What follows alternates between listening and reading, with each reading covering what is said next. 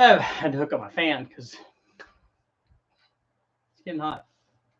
In fact, we went out to my son had a scrimmage soccer today. Luckily, where we had it, it was pretty nice.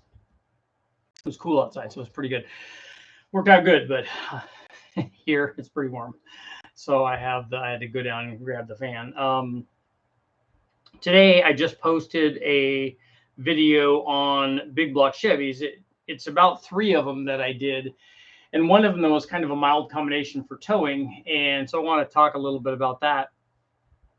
And then whether or not you guys think, because really I in part 1 I compared the I think I have a piece of dirt or something. I compared the naturally aspirated versions, and then in part 2 I compared the blown versions. But really the question is this, and this is kind of what I wanted to look at when I did the NA stroker motors. I kind of wanted to compare the blown mild 454, which worked well.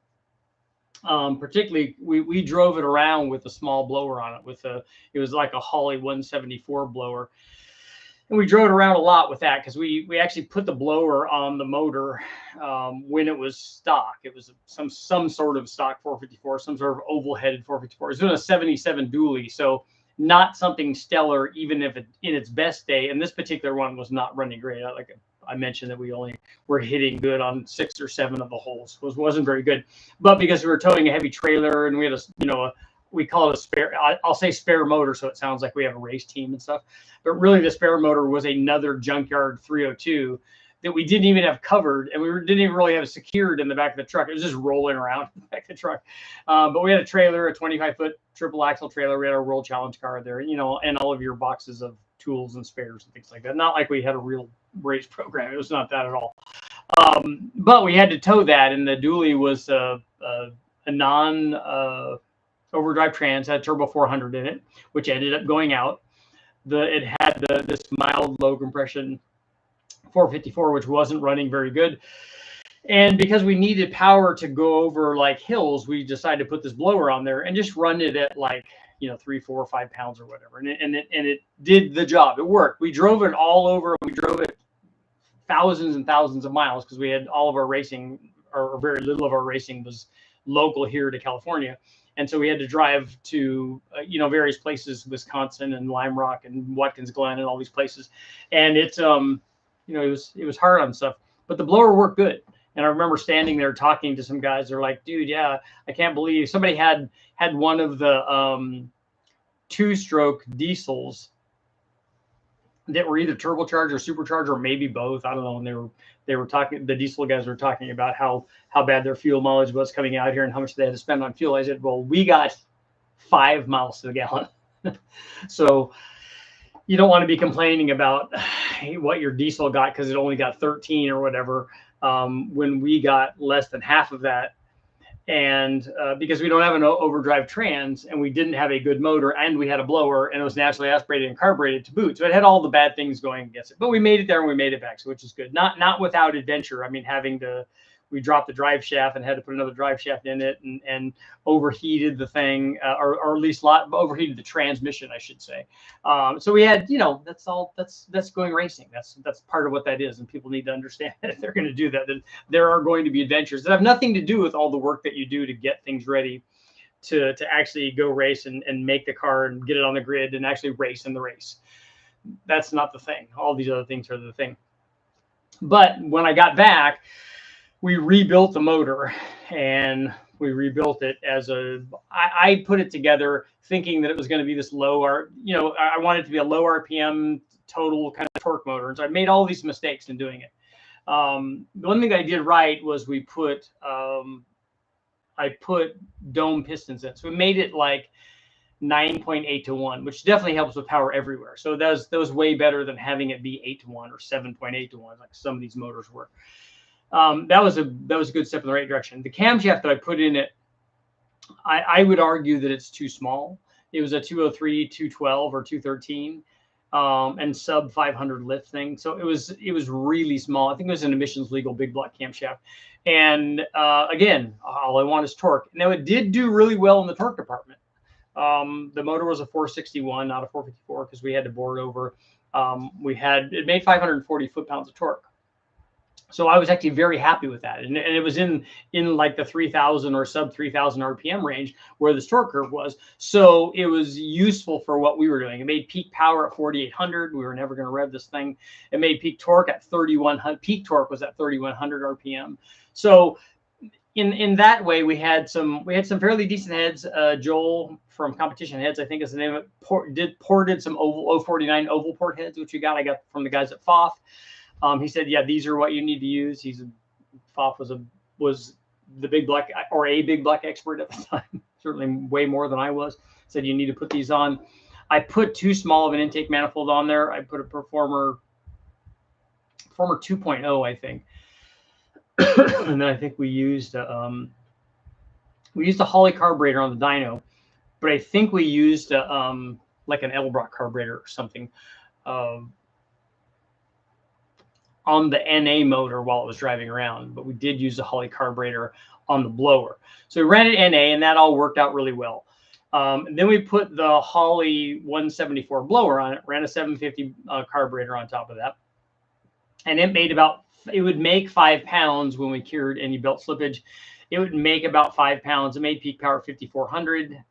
It has slightly rising boost curve, and it had important to note here on this thing that it also had a short runner intake manifold, which is why it helped push power higher in the RPM range. Even though it had a very small camshaft in it, we did have ported heads. We changed the intake manifold from the Performer 2.0, which was definitely restrictive and definitely designed to make power at a lower engine speed. And then we put on the very, very short runner blower manifold. It's just basically an open plenum underneath with very, very short runners just opened up to the ports. And at 5 pounds of boost, like I said, it made 575 horsepower. So we picked up quite a bit of power compared to the NA motor. I mean, we picked up, 140 or 140 horsepower or so. And almost 100 foot-pounds of torque. So definitely beneficial for real-world kind of towing stuff. We also, while I was doing that, we ran a 420 mega blower on it. And we ran that at 6 pounds.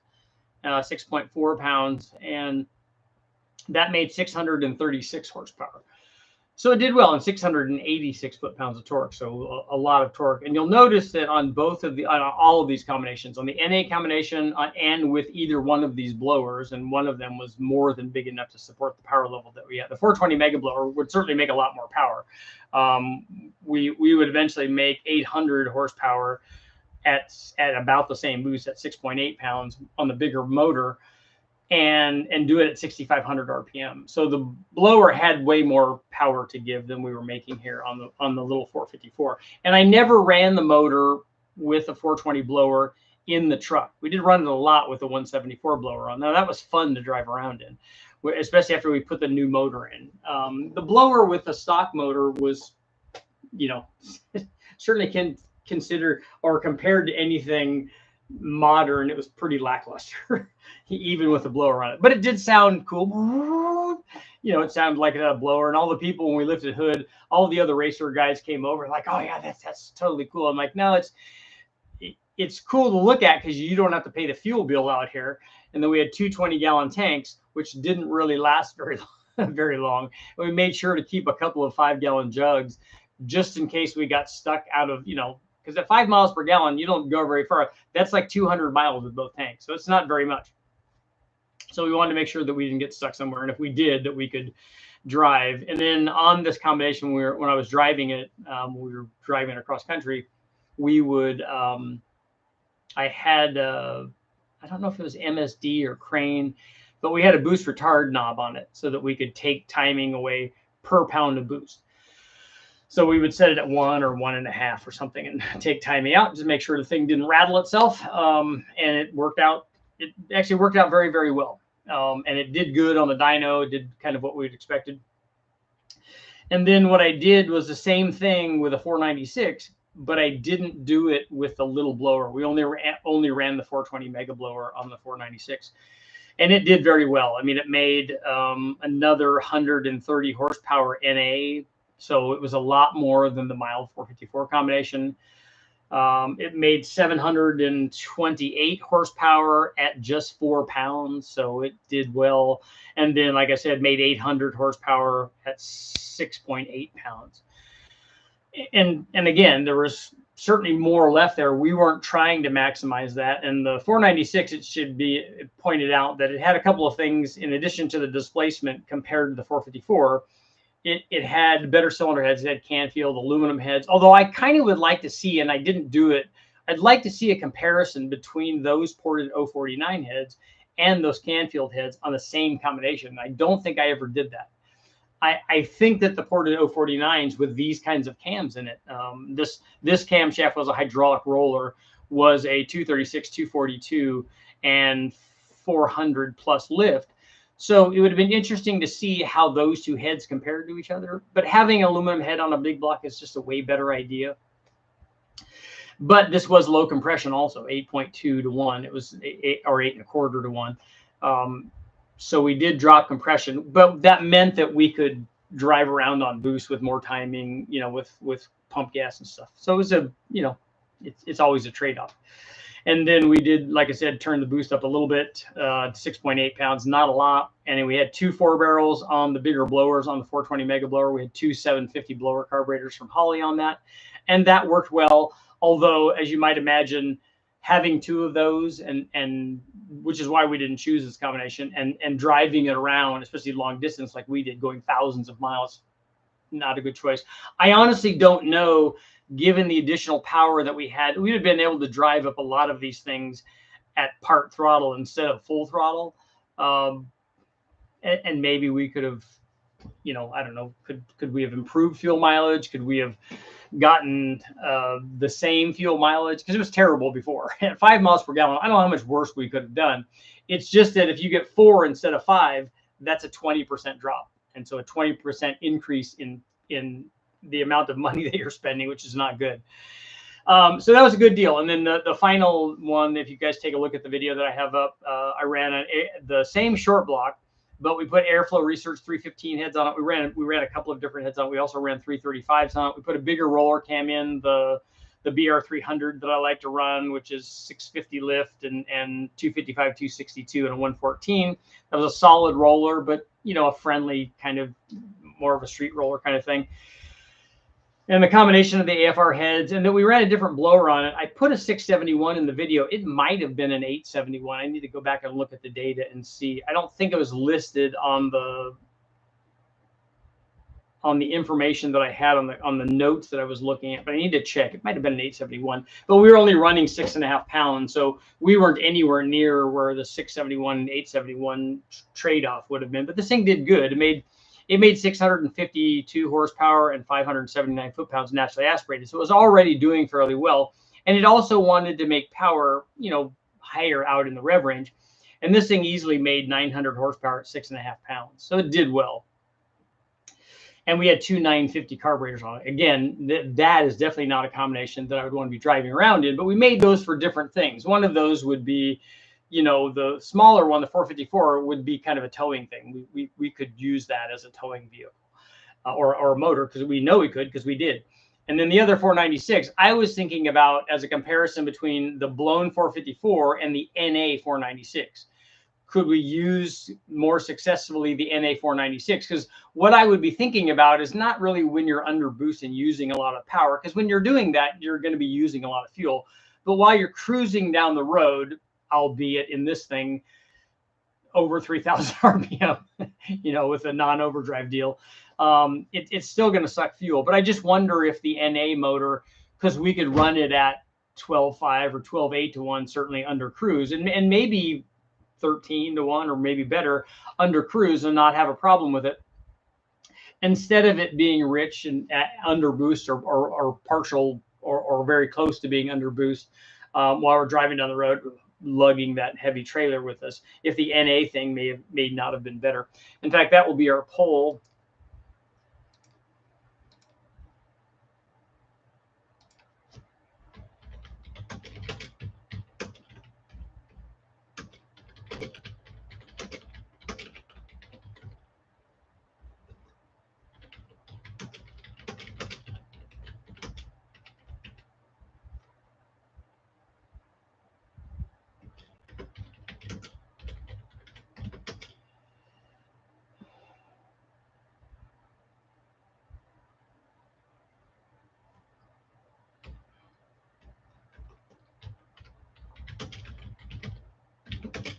Okay, would the NA496 get better fuel mileage than the blown 454 at the same power? Because they made the same power. They both made 575 with the small blower and NA on the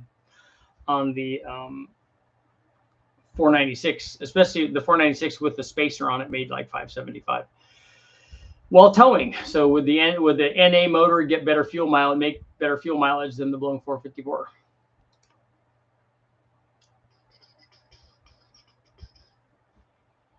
That's just a question and answer deal. That's interesting.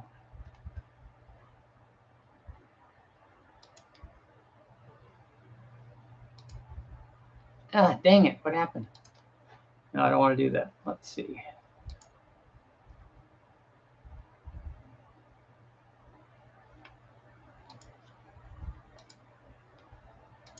I'm gonna end this.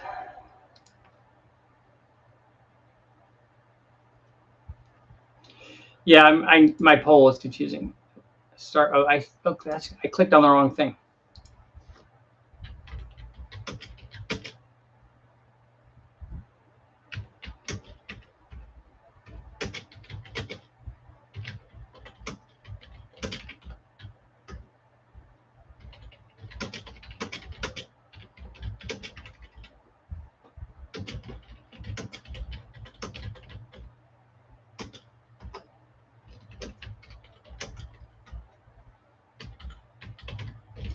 Okay, will the NA496 get better fuel mileage than the blown 454 at the same power level while towing?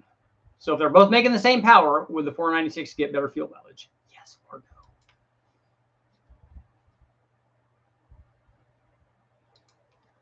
no? And I just found out, for those guys who are interested, on the shirts that I have, it's like this or like this. These shirts, I found out that I have 3X in both red and the blue. I thought that I only had it in the blue, but we were digging in the box and trying to organize all of them, and found out that I have 3X's in both of them.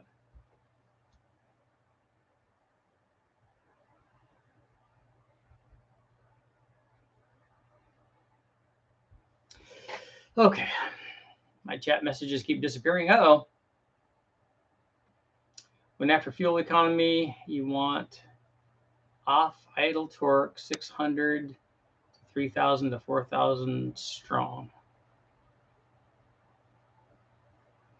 I've never measured off idle torque on the engine dyno, and 600 RPM would not come into play while doing any driving, because your converter would be way past that. The NA engine should get better due to not spinning the blower, better efficiency due to compression, and not having to run as rich under load. That's a good point. All of those are valid points. Higher compression, which is more efficient. Not spinning the blower, better. And like I mentioned, the air fuel ratio too would be richer with the blower. Certainly under boost, it would be richer. At cruise, you could kind of make them close. I'll say yes, because the blower motor will be in boost. The blower motor won't be in boost cruising down the road normally, but it could be close. Well, let's call it a low vacuum number. My tow rig is a C30 with a 5.3 dual GT45s and a 4L80. I get 13 towing. Gooseneck with my Chevy. I'm curious why you have 2 GT45s on there. Blown big block will eat itself due to enhanced heat. Never seen a blown big block run cool enough to tow with. Ours went back and forth across the United States several times. So it's not, that's the thing that will hurt itself from enhanced heat is not accurate. Supercharged Chrysler 2.7 with an M90. Did you run that, Matthew? The one with the highest compression and best combustion chamber. Yeah, I don't know if the 049 would be superior to the Canfield head, and the Canfield head was put on a flat top piston, which is better in my opinion than a dome piston is, but I think that we would get more from the increased compression than we would lose from the flame travel from that piston design. It wasn't a very big dome, so maybe the change wasn't that much. 652 horsepower on a 496 NA. Yeah, that's the one that had the big cam in it and the airflow research heads. It actually made 680 something with the tunnel ram on it. 496 long stroke, better mile per gallon. I don't know that stroke length has an effect on that. Well, I thought it would be in boost because isn't it towing? It is towing, but when you're on a level road and not going up a hill, the motor NA probably has enough torque to tow without going into boost. I don't remember what the trailer weight was. You want to duplicate a diesel engine with higher redline. Vehicle gearing and tire size is important. It's also the backup race car. We probably would have done that if, you know, we did have to go steal a hood off of another Mustang. We looked around the parking lot, but we actually had to go over to a wrecking yard when we were on the road, and I forgot the hood back at the shop. I had another spark plug wire burned out. Wish my cam sounded that good naturally. Yeah, that's all you got to do. Just pull that one wire and yeah, put a cam in it. All I know is both will be more efficient than towing with the EV truck.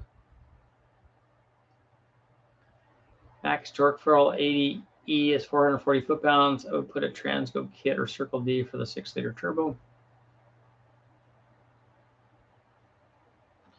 My no-name Amazon plug wires have outperformed the Taylor stuff. Yeah, every wire should be required to pass the yank test, because guys, when they pull the wires off, pull them by the wire, which is a terrible thing to do. The best thing to do is grab it by the silicone boot and rotate it and then pull it off.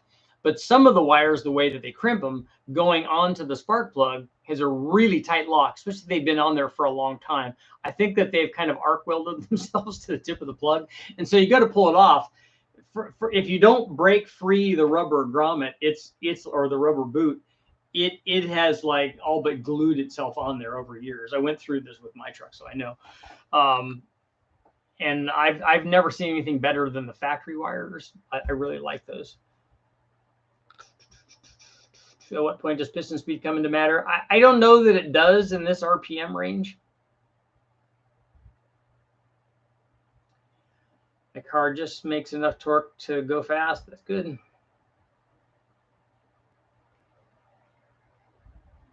We always rotate the wires. Yeah, that's a good way to do it. Sometimes it's hard to get in there, especially on the ones that have the little steel protection sleeve on them. I hope that that's Inconel.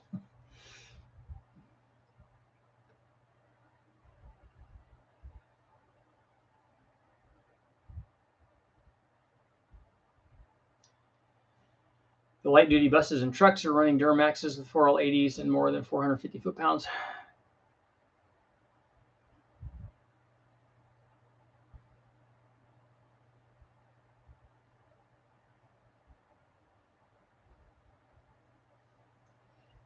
Yes, also use 44-pound injectors. Good. Instead of the Edelbrock ones, has top speed of 157. Change the cluster. 307 horsepower, next mod, and AX15 swap. Does it have an automatic right now? What transmission does it have?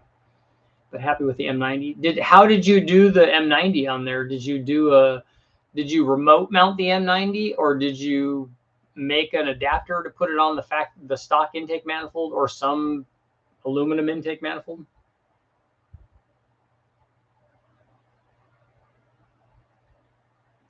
I think I'll be able to get away on 93 octane at 12-1 with 46 degrees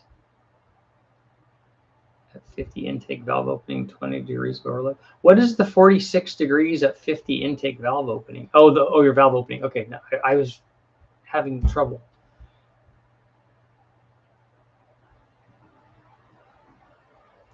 What Tell me what motor this is, and tell me what camshaft this is. Because I don't think that those things that you're telling me dictate what the detonation threshold is. Tool-like fork for pulling plug wires. Yeah, I've seen those.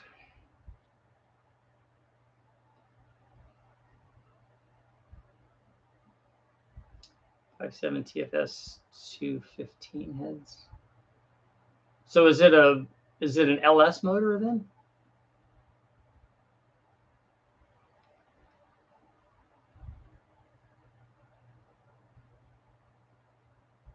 Richard, how much more horsepower do you think would have made with 2 Dominators? I don't think it would have made any more with 2 Dominators on the intake manifold that we ran it on, because on the 496 we ran it with that Wyand tunnel ram, which is a 4150 top. So we would have had to run adapters. I don't think it was limited because we had 2 950s on it. I don't think it was limited in airflow, certainly not at 900 horsepower. I think if we were trying to max out the blower, then we would try something like that. But we would just put a top on it that has that will accept 2 Dominators.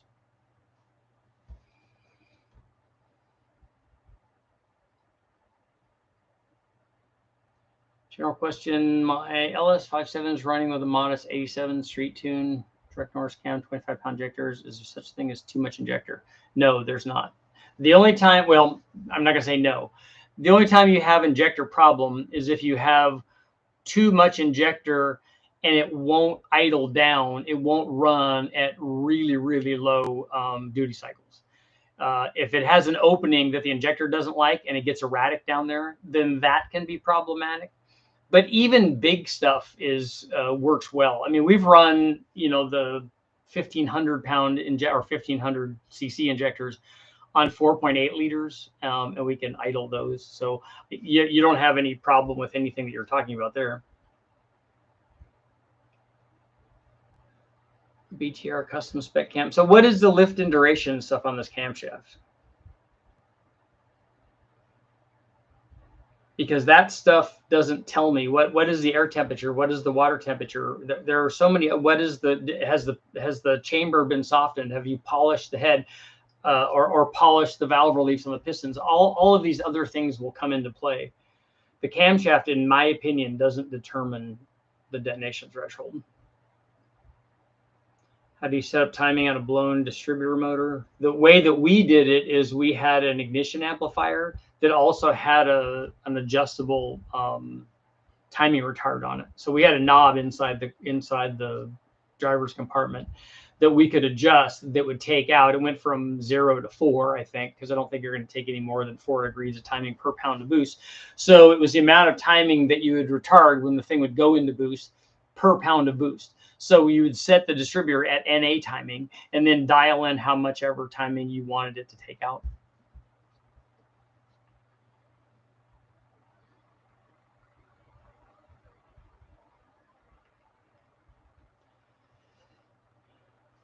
Nothing looks cooler than Dominators. I agree. And I've run Dominator tests, but where we've had a tunnel ram that would accept a plate. This was on I think that this was a Dart tunnel ram that we did the test on, and it just has a bolt-on plate, and the bolt-on plate will accept. They had 2 plates for it. One would accept 4150 carburetors. The other one would accept 4500 carburetors, and then we just put carb spacers on top of those. We did that mostly to stand off the carburetors so that we had throttle linkage movement and we didn't hit on anything. And then we did that test on a Dart tunnel ram on a motor that made more power, and the Dominator definitely made more power on that. And so did the ported tunnel ram that Wilson did, but that's not surprising. Richard, how much would a Gen 5.53 with the BTR Stage 2 headers, BTR Trinity intake, and E85 make? I don't know. I've not run that, unless there's a couple of combinations that we did some videos on. The guys at Brian Tooley Racing might know that. They may have tested that already.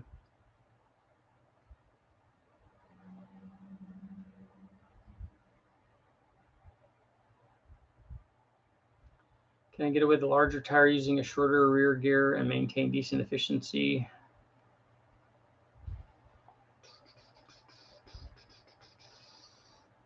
I have a whole separate cooling system for the M90 with an electric water pump, the M90 intercooler plate, and a small radiator in the front, also a Hellcat blower coolant reservoir.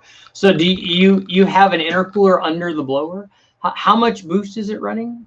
And did you do chassis dyno testing when the thing was NA before you put the blower on it? And what pulleys you have on it, like how fast you're spinning it? That's cool stuff. So we just want more information on it. You're going big on the pull, all the torque, all right?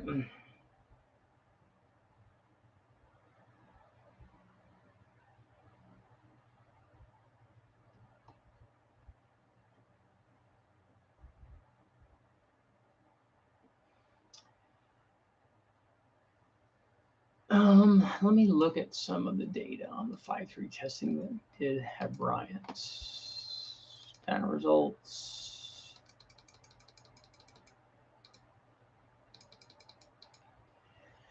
LT 5.3, L83 testing.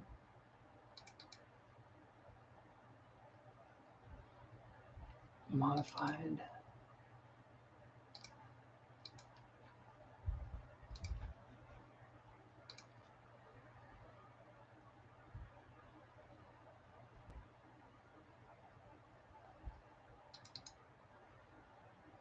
That's just a cam.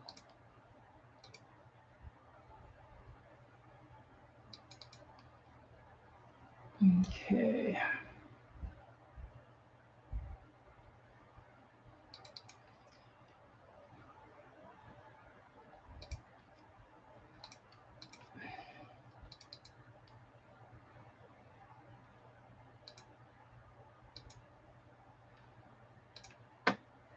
Okay, so they made over 500 with a 5.3, but they had a stage 4 intake manifold on it.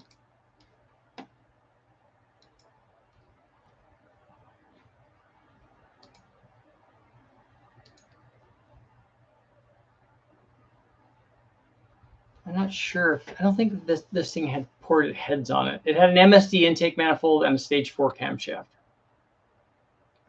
And it made 512, I think. Yeah, 512.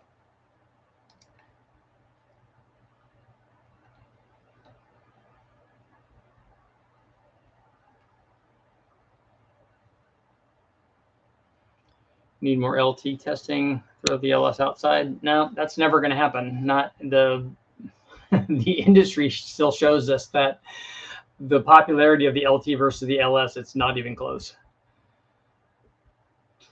235, 249, 111 LSA, air intake temps, usually ambient, heads are stock. How they came from TA coolant to 160. I don't think that camshaft is going to create a detonation problem.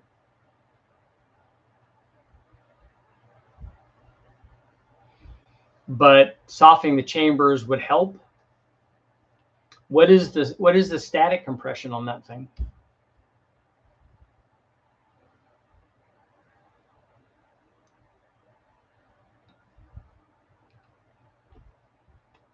That has enough duration that I don't think that I would be as concerned with. I know it has a 111 on it, but I wouldn't be concerned with detonation. Especially if you have ambient air temperatures, 160 to 170 degree coolant temps, fine.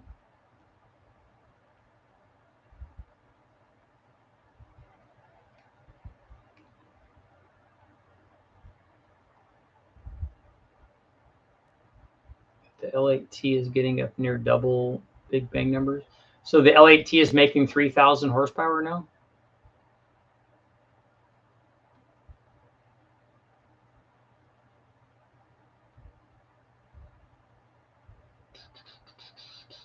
Tony, happy to help. We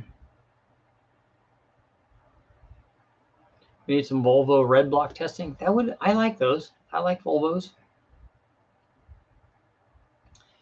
Before the blower with some mods on the vehicle, 205 horsepower. Boost gauge is saying 11 pounds, 2.6 pulley with a hub adapter, BVK 90mm throttle body. Did you open up the inlet on the blower or anything for the bigger throttle body? Because none of those M90s, unless you don't have a GM one, none of the GM ones have a 90mm opening on. It's part at the moment. Kill the lifters with valve float. Uh-oh. How high were you revving it? Would cast iron aluminum heads handle heat better? My opinion is that aluminum would, because it would dissipate heat better.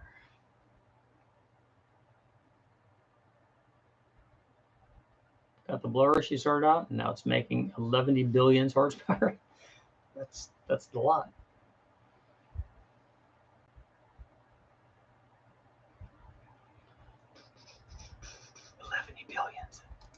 What's our poll doing? With the NA Force 496, get better fuel mileage than the blown 454 at the same power level. 62% are saying yes, NA all the way.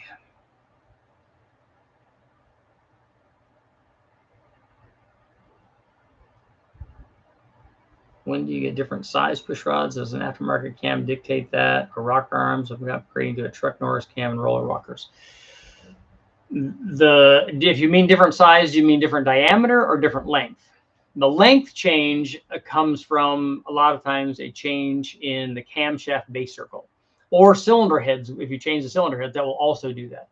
It may or may not require a different length push rod. As far as diameter push rod, usually the spring rate determines that, or the RPM range, how aggressive the camshaft is. But those all go hand in hand also with spring rate. So I've seen a lot of guys run 3/8 push rods in LS motors. I know Brian talks about it a lot, and they do it, and I never have. So in any of the stuff that we've done, including the 7,700 RPM junkyard stock bottom end 5.3 that we're running to 7,700 all the time, it has 80 wall 5/16 push rods in it. The 8,000 RPM deal that we did, same thing. That one probably, I think that one had, I have to go back and look. I don't know if they were 80s. There might have been 120s, 120 wall 5/16 push rods. A lot of guys run 5/16. I don't know how much clearancing and stuff it takes.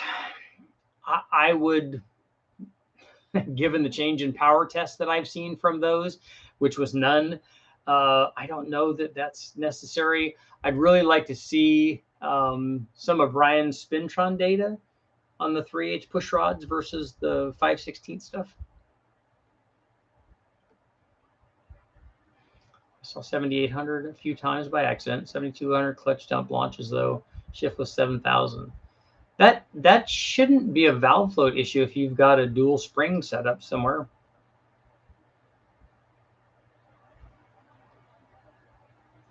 Does your PCM recognize additional fan flow? Additional fan flow from the radiator fan? If you're adding more air, you need to add more fuel. That's why I use compression to get mile per gallon from ethanol on my engines rather than boost.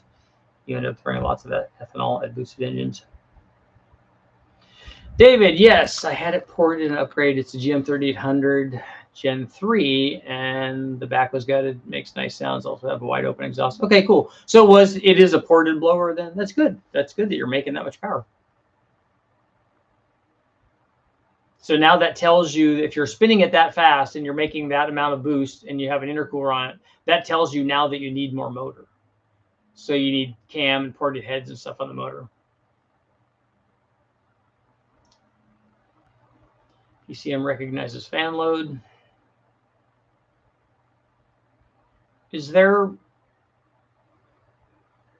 circuitry in the fan clutch? I would agree that the computer would recognize coolant temp or changing coolant temp. Is there really a benefit to the super damper or Summit version versus stock? People ask me that all the time. I don't know. I would say that definitely the ATI dampener is better. And for any kind of race motor, that's what I would put on. I have broken stock dampers, particularly truck dampers. I don't know if I've ever broken an F body or a Corvette one, but we've broken truck ones. 2 or 3, at least 2, and I think it's 3. And I've never broken an ATI damper.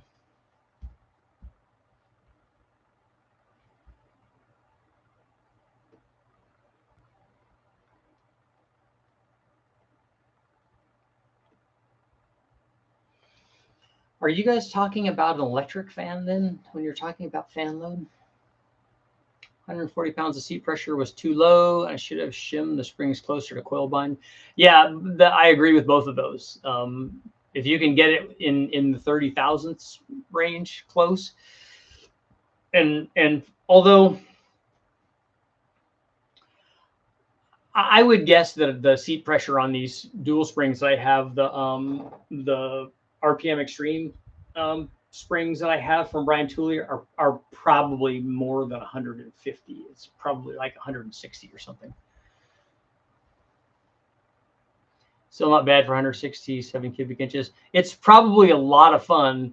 I mean, there's nothing that doesn't work better with an extra 100 horsepower. And did I ask you what you did on the intake? Is the blower remote mounted, or is it sitting on top of a modified version of the stock intake manifold?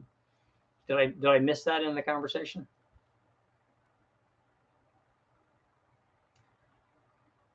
Dennis, okay, so you guys are talking about electric fans. Okay, I was wondering how you were monitoring a clutched mechanical fan.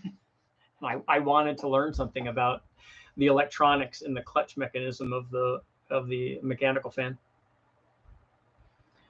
What causes the break in the dampener? I think it's a frequency thing, but it might be revving and not revving. Maybe a change in RPM.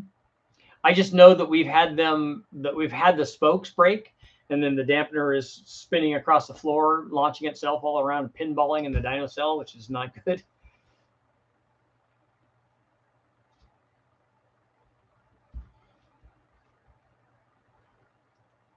Is it smart to power tour build a big block?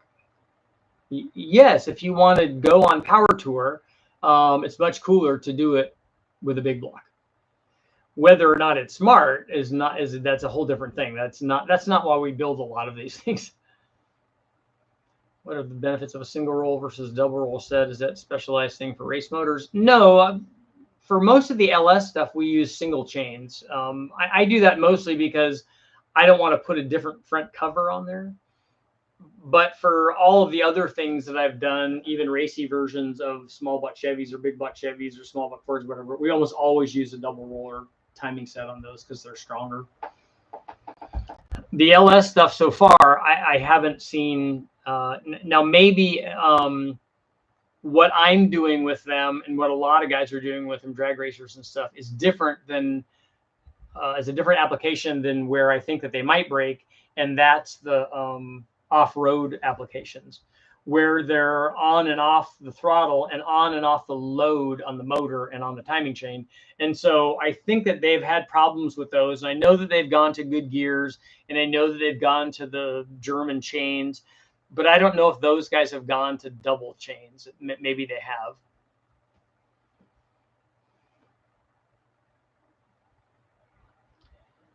Jacob, we had a 2020 Trail Boss 5.3 with a Pro Charger making 550 foot-pounds at 10 pounds, changed the LT4 injectors and pump and got 702 horsepower.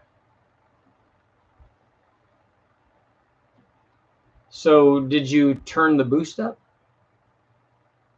Because you must have been limited by fuel then, I'm guessing, right?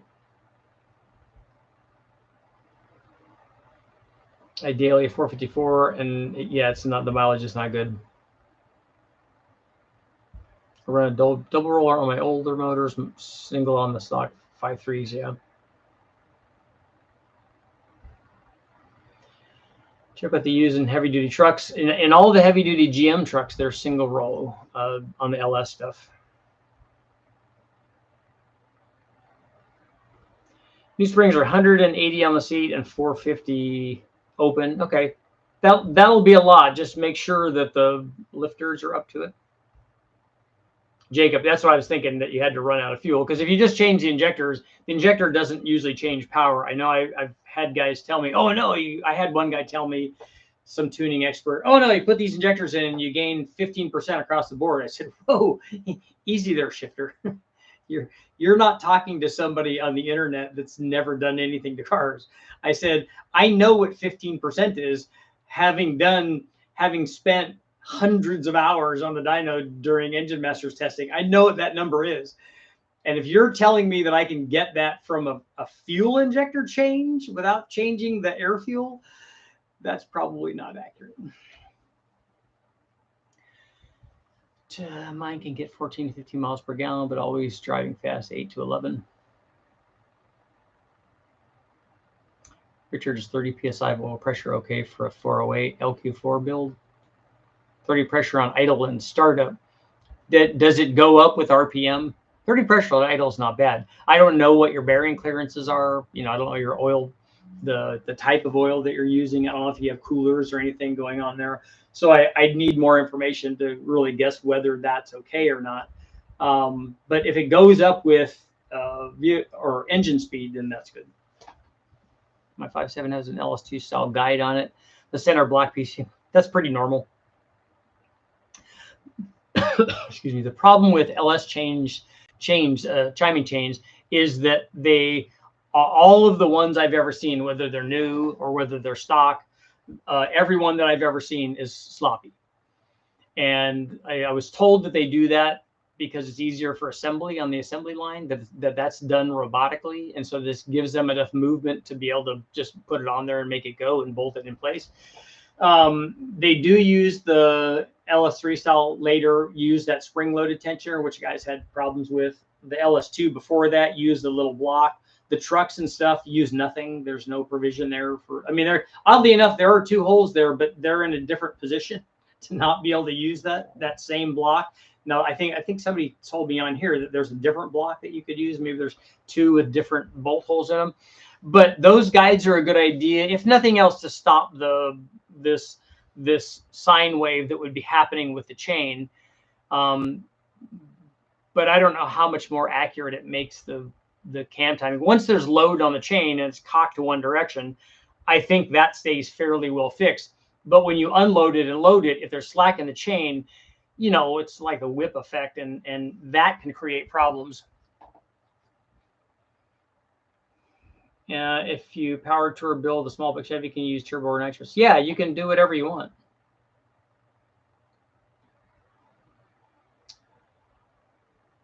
Went from 95% to 65%. Yeah, having big enough injectors is a really big deal, especially if you have something that wants more fuel. I mean, if you can supply it more fuel, you can make more power, particularly on the DI motors, and then not being at 100% duty cycle, obviously on the injector, is also a good idea. Is the power gain worth pulling an LM7 with the VTR torque cam milled 706 heads and replace it with an L33 stock 243 heads and the VTR Trek Norris cam? Well, between an LM7 and an L33, you're probably talking about 10 horsepower. The 243 heads are going to get you nothing. The Trek Norris cam is going to be better than the torque cam. It's going to make more peak power. It's going to make a little less power down at, let's say, 2,000 RPM. In fact, I think I have a torque cam versus a Trek Norris cam, and the Trek Norris cam is really pretty good for that. So because of the cam, that combination, and if you have milled 706 heads, that combination,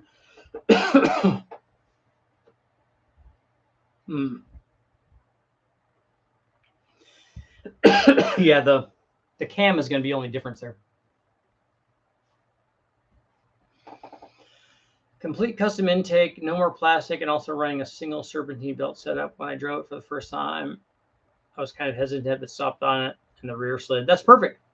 So you have a custom intake with the blower sitting right on top in the valley of the V where God and nature intended it. Usually get 14 miles per gallon with my 454. That's actually really good.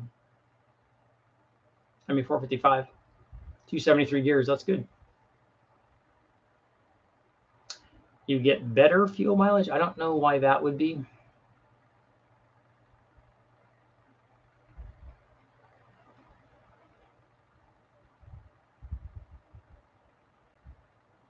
What makes an engine a stroker?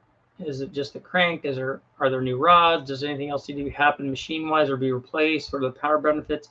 Yes, the term stroker comes from making the motor bigger. A stroker crank is the most normal way to get that. So you change the stroke length. When you do that, you change the rod length too, almost always, and or the compression height of the piston.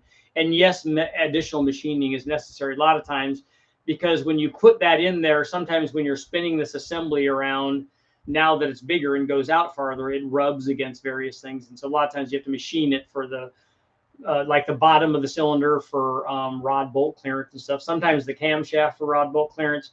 And then you have to also, a stroker motor, making the motor bigger, you can do by increasing the bore size too. So if you increase the bore size, put a different piston in there, guys would argue whether that's a stroker or not. If I bore a 5.3 30 over and good size cam with 823 heads on stock intake, how much horsepower would it make? Well, first of all, you can't put 823 heads on a 30 over 5.3. It's not going to work. Those LS3 style rec port heads with the big valve and their valve position will not work on that small bore motor. The valve will hit the side of the bore. They'll hit the side of the cylinder, basically the deck of the block. So you can't put those heads on a 5.3. What would be the temp range on EGTs on a 5.3 CSU carb E85? What would be the temp range for what? For when it's at wide open throttle? Does it have boost? How much boost are you running? All of that.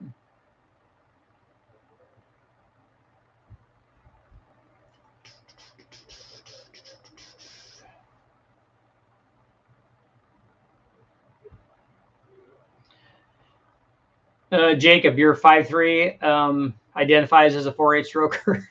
That's true.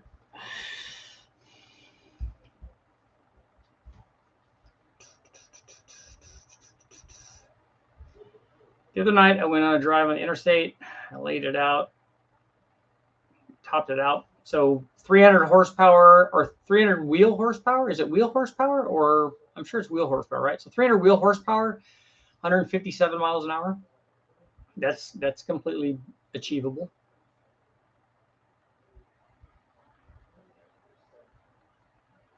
Think about some of the stock vehicles that make 300 at the tire.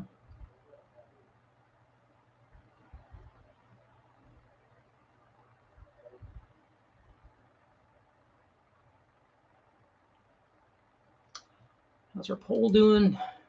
Would the NA 496 get better fuel mileage than the blown 454 with the same power level while towing? Kind of split closer than I thought. 55-45 to the yes side. Matthew, I think you mean you went to a closed road or Mexico to do that, right? Yeah.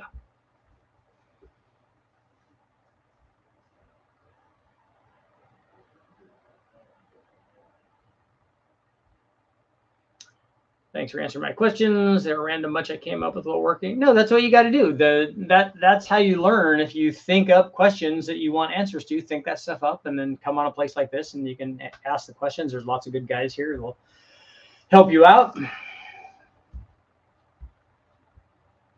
You meant to say topped it out at a safe and legal speed. Yeah, 55, stay alive, right? Question about an LH6. I'm trying to pull the engine out. Would it be easier to leave the engine mounts attached and unbolt the mounts from the frame? If so, where are the access to the bolts? I don't know about I don't ever remember pulling one out by doing that. We always disconnect the mounts from the block.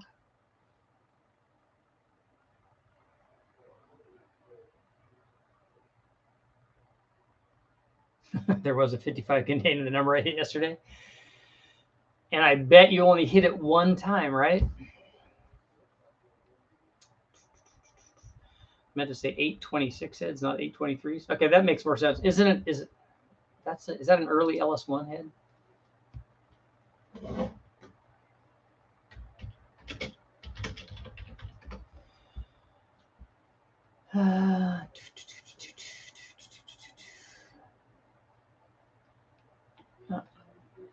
Did you mean 862 head? I'm thinking probably not 826 head. 862. 862. Anyone? Anyone?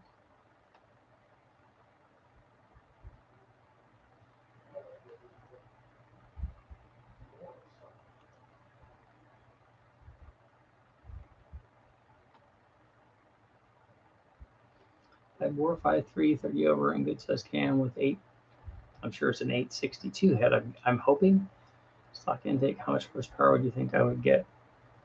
I'm not going to be able to answer that question anyway, because the boring it over adds a little bit of power, depending on 30 over 5. So if you're at 1.2 or 3 horsepower per cubic inch, so it's going to be between the 30 over thing is going to be, 5, 6, 7 horsepower probably. The camshaft is what's going to dictate how much power it makes, and I don't know what cam you've picked out.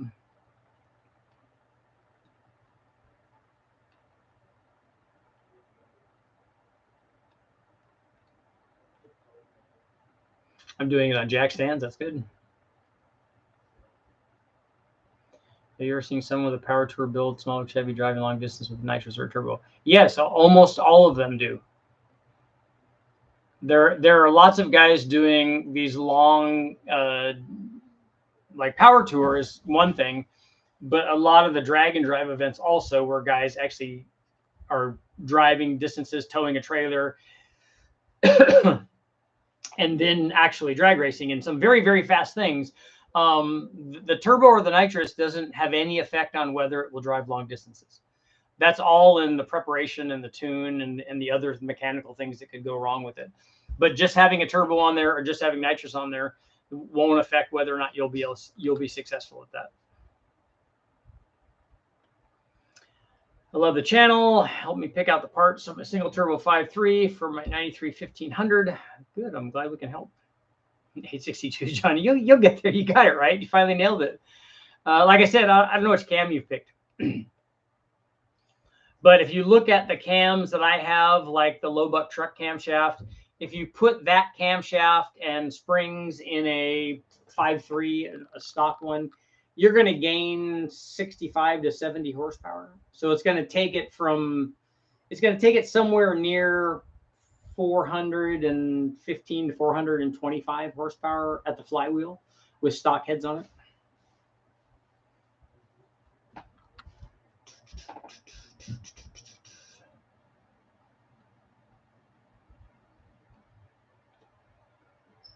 So if you're curious, I'm putting the L86 in the Porsche 924. Very cool. As a past Porsche 924 owner. Yeah, and 2,300 pounds is going to be fun. That'll be like having it in a Civic. My question though is, or my comment is that I'm pretty sure you're changing the factory oil pan on that thing.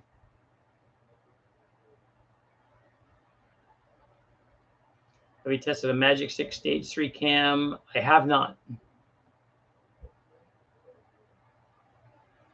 If you can tell me what the lift and duration and lobe separation angle are on that camshaft, I can give you an idea of what it would do.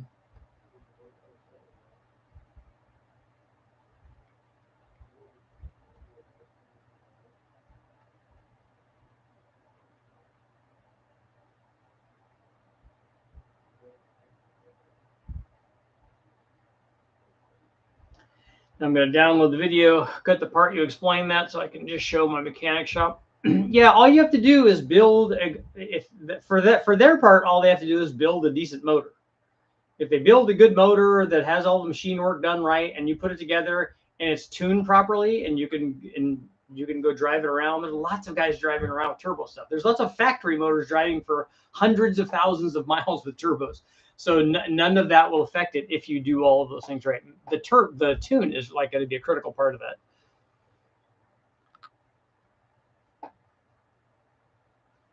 People are telling me that you can't do that. Yeah, the people that are telling you that have never been on these drag and drive events or never been on Power Tour.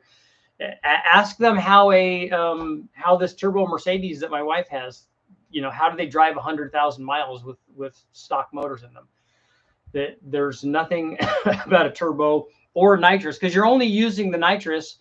I went through 15 or 20 bottles of nitrous with my Mustang, drove it every day.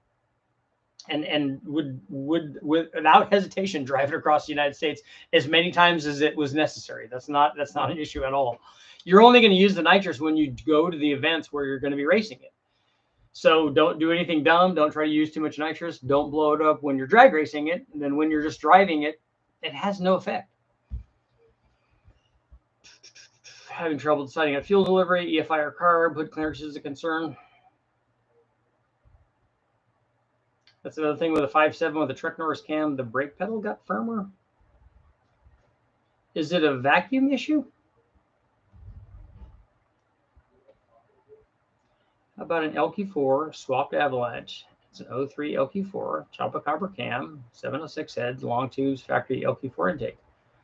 What do I think that makes? So it's a 6-liter with a Chopper cam and 706 heads, right? That's where we're at right now.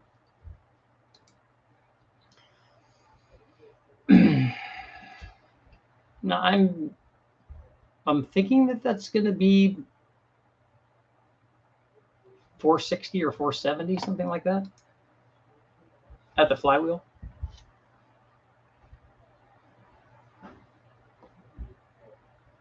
Carb will stand up taller. Trailblazer SS. Okay, we're going to close out our poll at 53% saying yes on the NA stuff. We got one more minute. Uno momento más.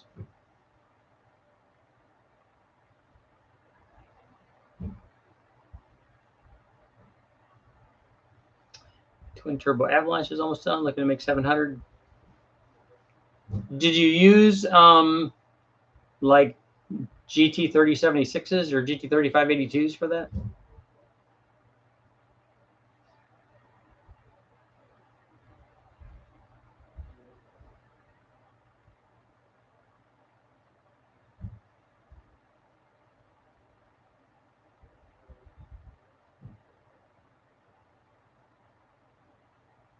$924 currently sits on 84,944 suspension. Nice. That would be better. Does it have flares and stuff on it too? Do you have the wheels out wider? Big fatty meats on there. Coilovers will be cool. Those are good cars. They're very well balanced. The 924 that we had decent tires on it. It had a decent suspension on it and would handle fairly well. It had like zero power though. It needed a turbo on it. Magic Stick 238, 242, 600, 112. It's going to probably, I would guess it'd be similar to the Summit Stage 4 cam.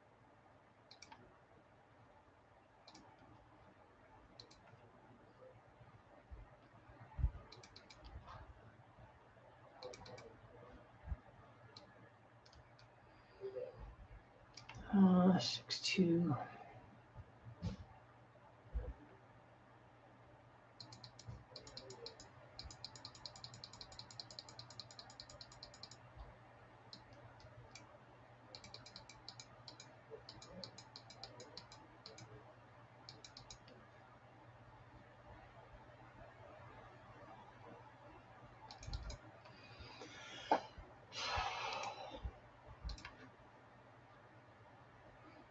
So to give you an idea, well, it's actually a little bit bigger than that.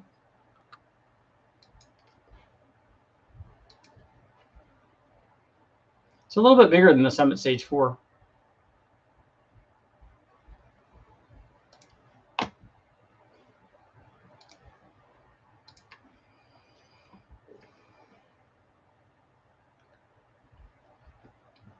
Johnny, I'm scrolling back to see what your question was.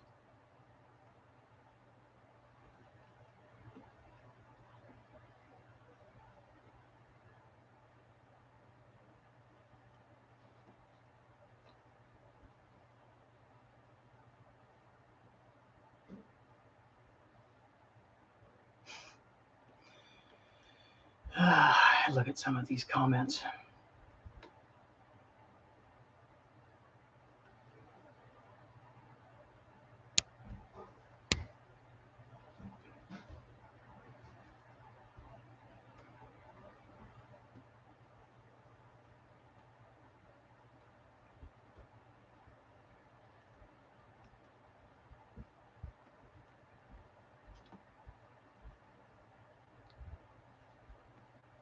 So who asked about the...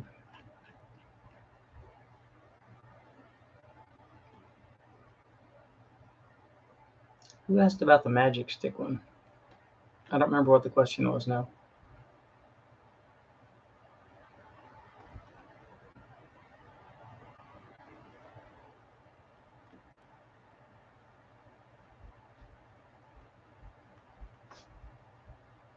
I'm trying to scroll back. I'm trying to find the question. Scroll.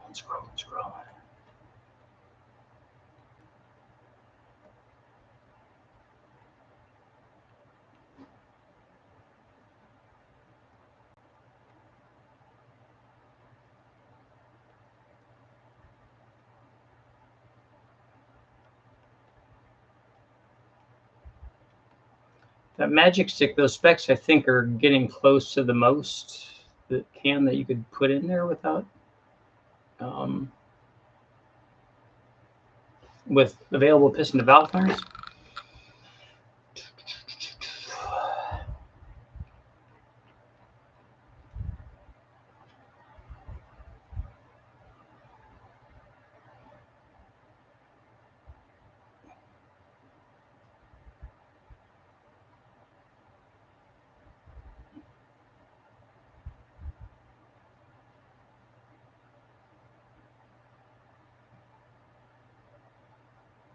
Well, I won't be able to answer that. So whoever was asking about that magic stick cam, it's going to be comparable to like that Summit Stage 4 or the BTR LS3 Stage 4. It's going to be up in there in terms of the specs. Having never tested one, I don't know exactly what the power output's going to be, but it's a really big camshaft, so it should help you make power if that's what you're trying to do. And on that note, it is time to go. Please make sure to go watch the video on the big block stuff. Also, we have shirts available, blue and red. Look like that, wrong cam. We got some big boy sizes, 3X, 2X, 1X, X, large. It only goes down. It only goes down to medium, and only medium in red. And there might only be like just a couple of mediums there. So if you're interested, let me know. I'll leave my email in the description of this video. Thank you, guys.